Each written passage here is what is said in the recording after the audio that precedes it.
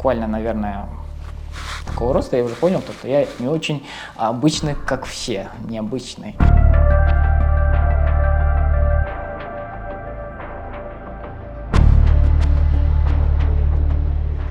Помните, наверное, Касымберды Гараева? После этого начались рейды. И под этот каток я и попался.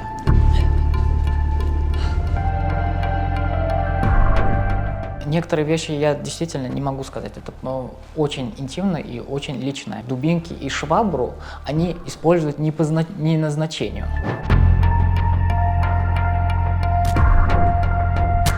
Самое первое, даже, ладно, бог с ней, не меняйте это уголовное преступление, просто хотя бы в самую первую очередь быть солидарными этими людьми. Ребята, уже пора знать, что значит право, жить, свобода.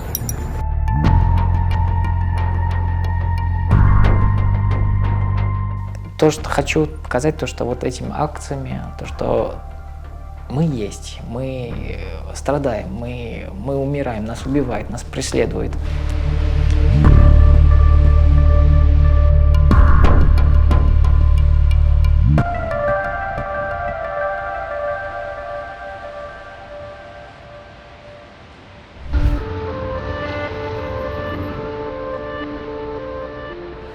Я наконец-то в безопасности. Я наконец-то чувствую, что здесь безопасно. И могу спокойно говорить,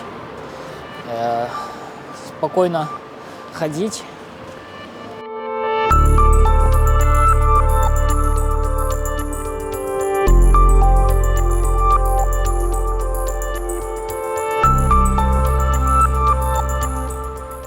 Меня зовут Давид Омаров, 29 лет, родился и вырос в городе и учился в городе Ашхабад.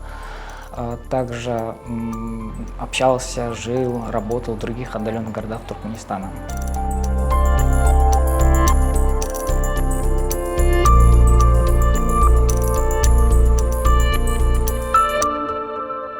Квир плюс ВИЧ позитивный вольнодумец, основатель «Невидимой радуги Туркменистан». Моя деятельность действие связано за право жизни, свободу и за отмену уголовного преследования, освобождение осужденных по этой статье.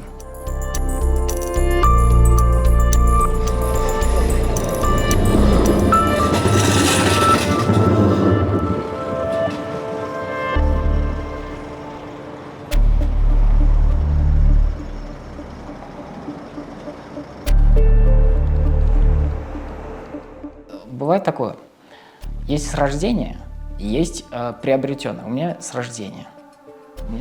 Так, буквально, наверное, такого роста я уже понял, что я не очень обычный, как все, необычный.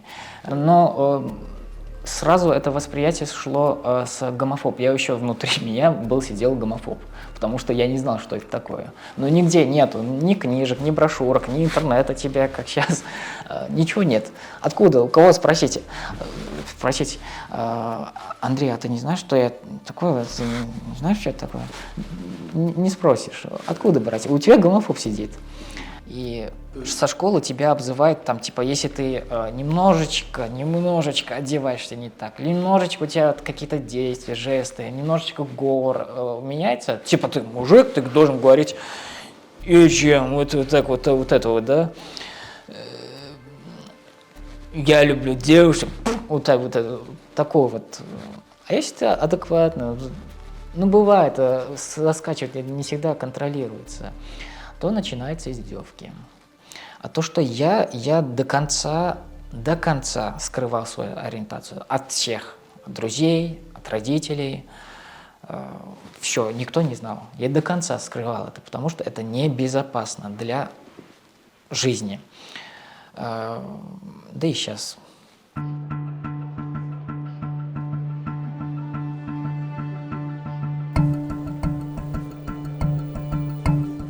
Насчет меня. Помните, наверное, в конце 2019 года был случай я не знаю, как это назвать, камин-аутом, может быть, Касымберды Гараева. После этого начались рейды. И в этот рейд, сейчас я расшифрую, что это значит, и под этот каток я и попался.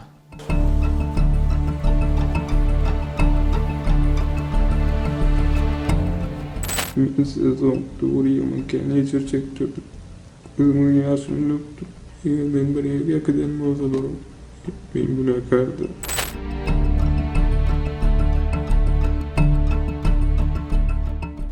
Еще одну штучку скажу, то что это не соседи, это не какой-то там парень или кто-то там гомофоб какой-то вышел и говорит, приходит к тебе домой за шкирку. Нет, это государственная власть, это Министерство внутренних дел, это МВД и Министерство национальной безопасности.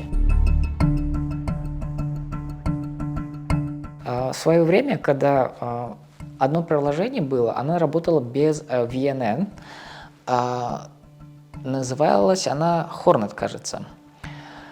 Через нее были подставные анкеты. Допустим, знакомишься, переписываешься несколько месяцами, чтобы убедиться в том, что это не подставное. Приходишь, открываешь машину, а там такое: Гамарджобот, привет. Закрой дверь и пошли. И через него, через телефон, контакты, друзья, всех вызывают, всех, без разбору. Кто ты, что ты, идем на допросы.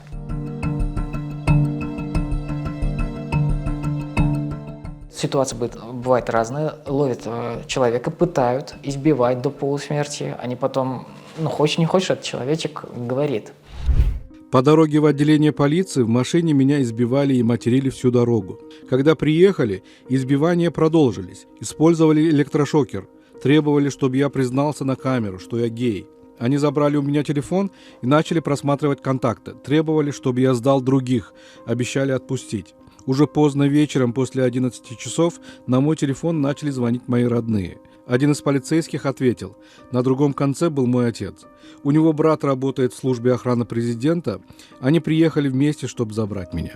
От тюрьмы меня спасло то, что дядя работает в президентской охране. А ведь сколько таких, как я, которые попадают за решетку.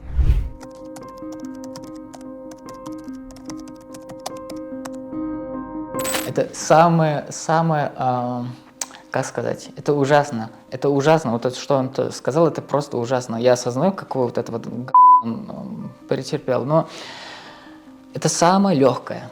Вот то, что вот это вот описывает, он самое легкое. Есть еще хуже, на самом деле хуже.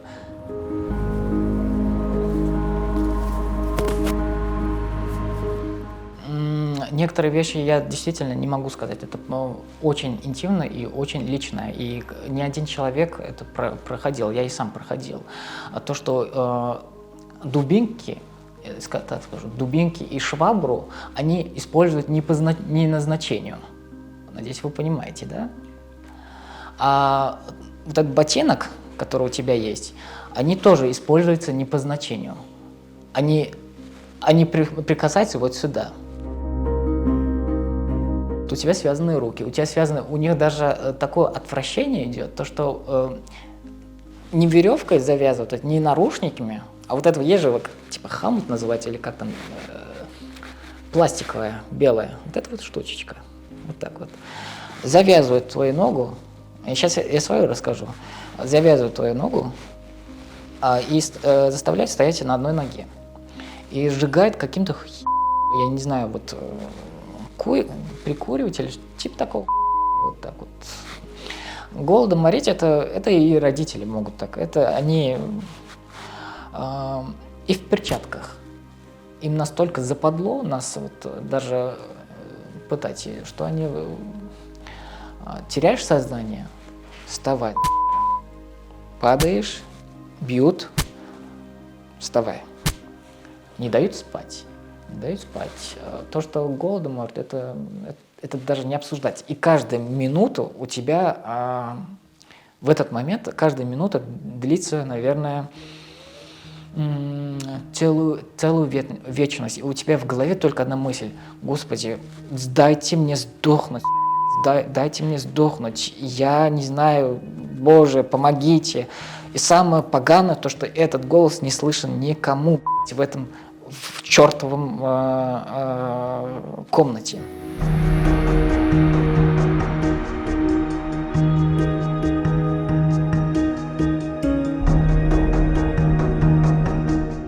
Заканчивается когда?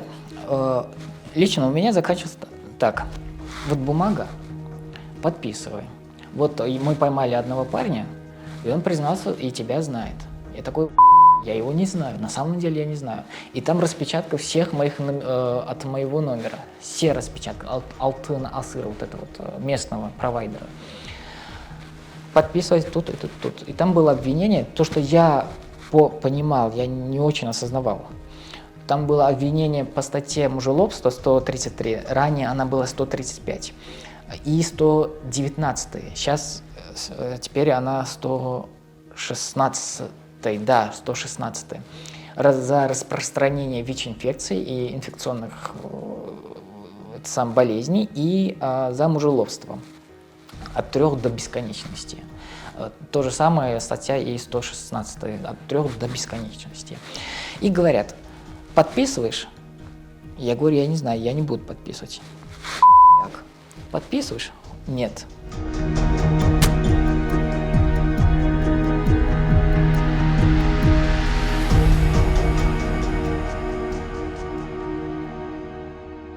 В конце, а знаете, где я сломался?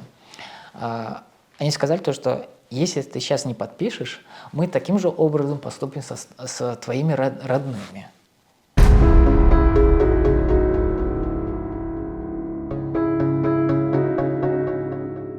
И мне земля, я и так, у меня судороги, я и так не мог говорить мысли даже, я вообще не соображаю, на.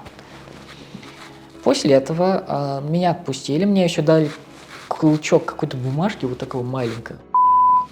Я его вот так вот сжимала, везде все кровь, в шортиках и маечке, еще тут было, я не знаю, очень холодно было. Домой.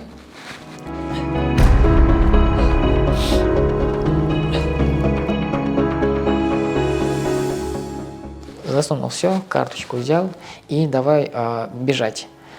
Куда бежать? Куда? Кому? Они же везде тебя найдут. Везде найдут. Ты будешь в розыске. Куда бежать? Я думаю, каких-то правозащитных организаций напрочь отсутствует. Вот мне нужна помощь. Я сейчас в Туркменистане. Куда мне обратиться? Куда? В Красный Крест? Полумесяц? УВКБ ООН? ОБСЕ? Ну, в лучшем случае они мне просто скажут, иди домой, пожалуйста. Иди домой. И это самый-самый лучший вариант.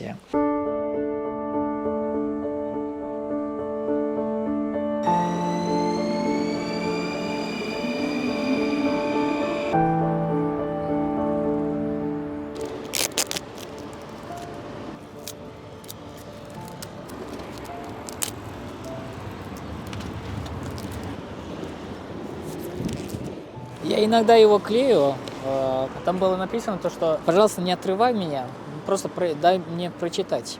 Я очень хочу, чтобы в мире исчезло убийство, пытки, насилие и дискриминация. А твой голос я слышу, где бы ты не был, из самых, ну, типа такого, да, голос с Ашхабада.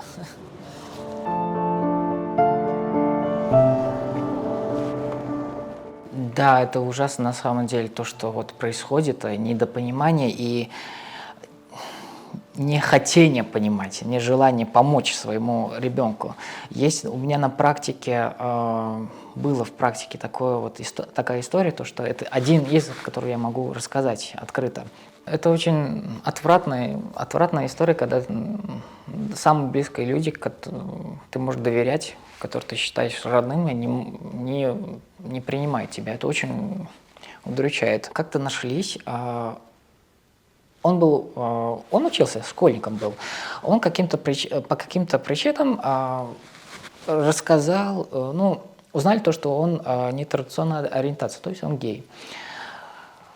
Его избили до полусмерти, родные же. Избивал ее отец. Избивал ее отец и с братьями. Братья были, он сам был младшим. Избивали. Мать хотела ее останавливать, вот прекрати, как бы. И мать получила.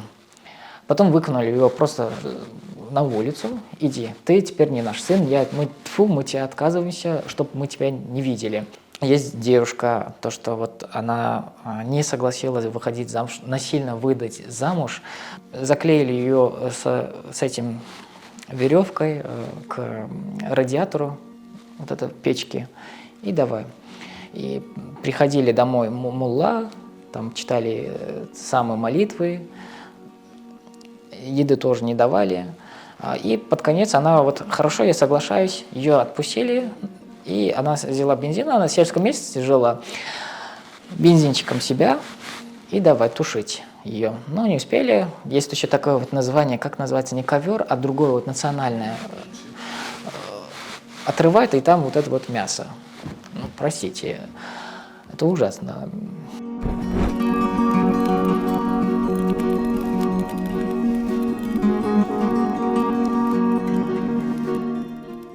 Есть еще насильственная конверсионная терапия у нас, очень распространено.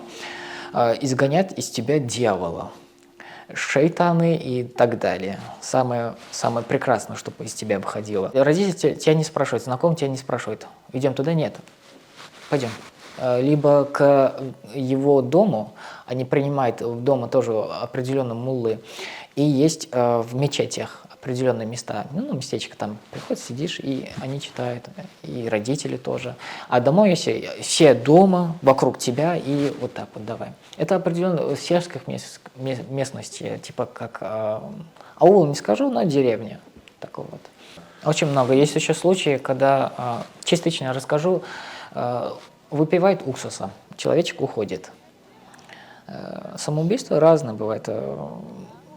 Остановлюсь пока очень. Я уже перехожу те истории, которые я не должен рассказать. Много историй, достаточно.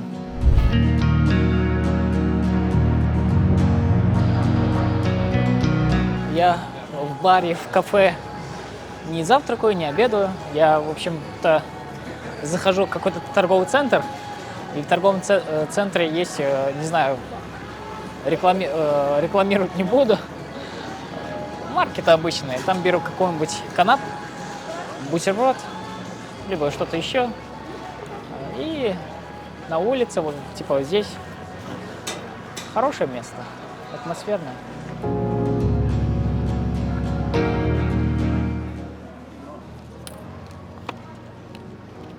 Есть такая штука, если человека обвиняют по этой статье, то этот человек не имеет права, неправильное слово, иметь адвоката. Сами отказываются подсудимые, они не знают, что такое адвокат. И адвокат, если они говорят, нет, не хочу, худай согласен, идите, я не хочу. А в тюрьме выживают единицы. Там они выходят ВИЧ-инфицированными, там они выходят туберкулезом. Это отдельная, очень интересная тема. Туберкулезом там лечение они не могут брать, лечения нет. Да и обычным людям тоже лечение ВИЧ-инфекции очень трудно, потому что только, допустим, в Ахале только один пункт, Мары только один пункт. В районе, целом районе, в Велаяты только один пункт. И есть такой еще ВИЧ-инфицированный человек, если ему нужно сделать операцию, допустим, у вас, не знаю, палец переломлен, операцию нужно делать, мелкую, большую, тебе отказывают. Понимаю, даже частная, не только гос, но даже частная, которая беломраморная, есть же, вот, понастроили, кучу, там говорят, нет, к сожалению, не можем. Главврач не разрешает нам, к сожалению. Ну вот я тебе дам номер, пойди на Невскую больницу, может быть, там тебе сделают. А там приходишь только в конвертиках, бедные люди делают. Понимаете? Ума не проложу. Какого черта, какого... Они не говорят этого. Почему у них нет Ну, наверное, связано с спецификой власти, наверное, может, устрой власти, я не знаю. Но там есть ВИЧ. В этом аду ВИЧ, СПИД есть. Оно есть, ребята, их немало, к сожалению. Это со стороны кажется немножечко смешным, но на самом деле это грустновато. Грустновато.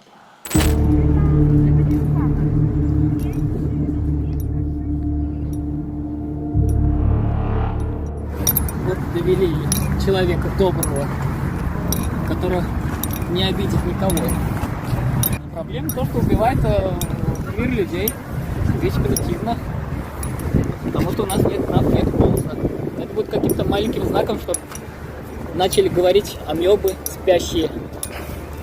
Ребята, уже пора знать, что значит право жить, свобода. Вот мы свобода. Жаль то, что я, конечно, не могу это сделать в Ашхабаде, либо где-то в другом прекрасном городе.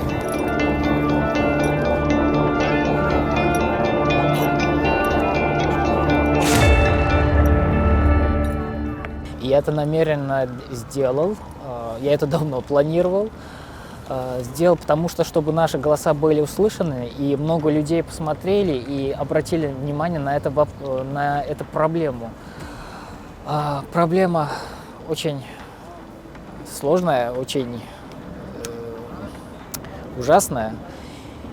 Надеюсь, люди, посмотрев на это, очнутся и прекратят, и станут свободнее. Не свободным, а свободнее хотя бы, чтобы осознали то, что так нельзя оставлять так. Там был еще этот самый Hi, my name is Freedom Turkmenistan. Меня зовут Свобода Туркменистан. В таком состоянии Туркменистан. В Туркменистане в таком состоянии люди, не верхушка шоколаде, они в таком свободе, то, что мало не покажется. А вот обычные люди очень страдают.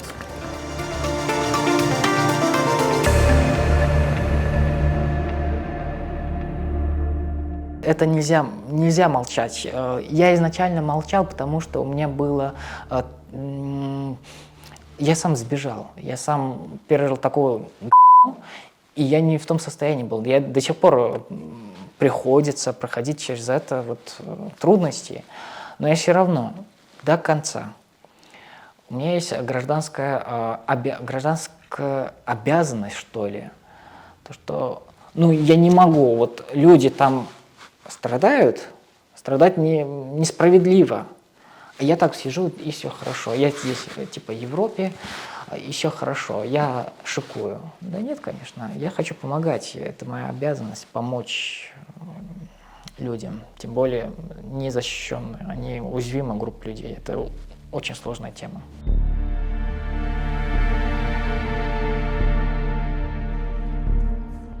У нас в стране мертвая демократия, натянутая просто Она мертвая. И не хочу оскорблять, мне только очень плохие слова идут, почему это так. Немножечко жадноватые, слепые, подхалимы, жополизы. Моя хата с краю, только мне, тебе плохо, а мне хорошо. Такое наверху.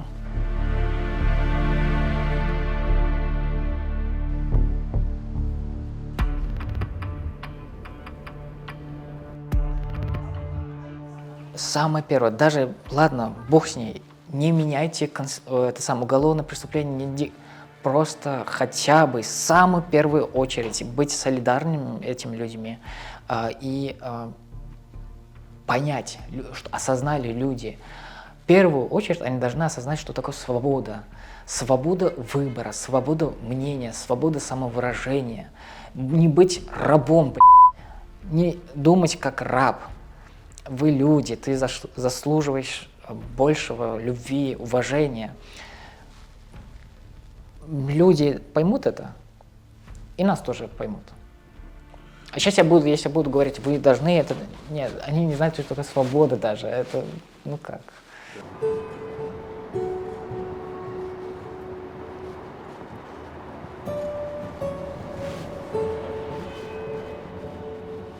То, что хочу показать, то, что вот этими акциями, то, что мы есть, мы страдаем, мы умираем, нас убивают, нас преследуют, нас наказывают не за то, что мы украли, убили, что-то, махинацию какие-то, мы просто умираем за то, что мы любим, за то, что мы человек, ну такой.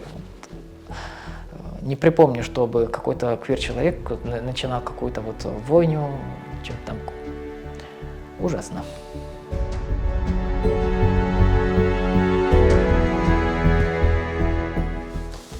Мы приехали в прекрасное место. Дом.